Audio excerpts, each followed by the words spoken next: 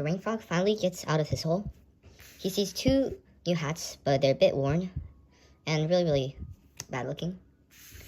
Then he spots a beautiful red hat, which has polka dots on it, and it was sort of moving.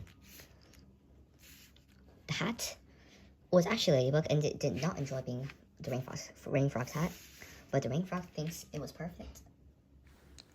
If you liked the video, please click the like button and subscribe for more awesome content. Thank you. Bye-bye.